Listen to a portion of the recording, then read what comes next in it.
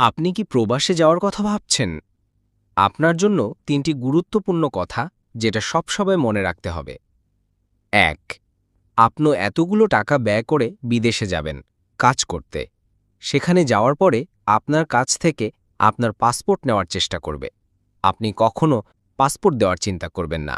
আপনার পাসপোর্ট আপনার একান্ত ব্যক্তিগত সম্পত্তি, কাজেই এটা হাতছাড়া করবেন না। ২. আপনাকে যদি কোথাও নাম লিখতে বলে বা হাতের ছাপ দিতে বলে ৭ বার ভেবেচিন্তে দিবেন। কোথায় সই দিচ্ছেন, কোথায় হাতের ছাপ দিচ্ছেন, কী কারণে দিতে হবে বোঝার চেষ্টা করবেন, সময় নেবেন। আপনি না বুঝতে পারলে যে বোঝে তাকে দিয়ে বুঝে নেবেন। দরকার পড়লে অ্যাপ দিয়ে মোবাইলের মাধ্যমে বোঝার চেষ্টা করবেন। ৩. বিদেশে কারো সাথে ঝগড়া-বিবাদ করতে যাবেন না। কোনো ঝামেলা করা যাবে না। এসব করলে আপনার ভিসা বাতিল হতে পারে। এতগুলো টাকা-পয়সা ধার দেনা করে, খরচ করে বিদেশে যাবেন, সামান্য ভুলের কারণেই আপনাকে দেশে ফেরত পাঠালে আপনাকে দেশে এসেও কষ্ট পেতে হবে। লোকজনের মুখে শুনতে হবে নানান ধরনের কথা।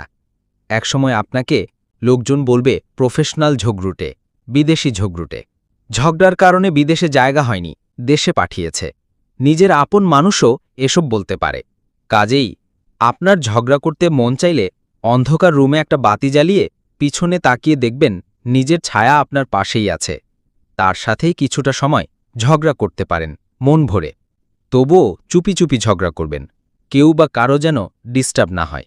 এতক্ষণ আমার কথাগুলো শোনার জন্য আপনাকে অনেক অনেক ধন্যবাদ। কথাগুলো যদি আপনার ভালো লাগে, যদি কোনো উপকারে আসে, তাহলে লাইক শেয়ার দিয়ে অবশ্যই পাশে থাকবেন।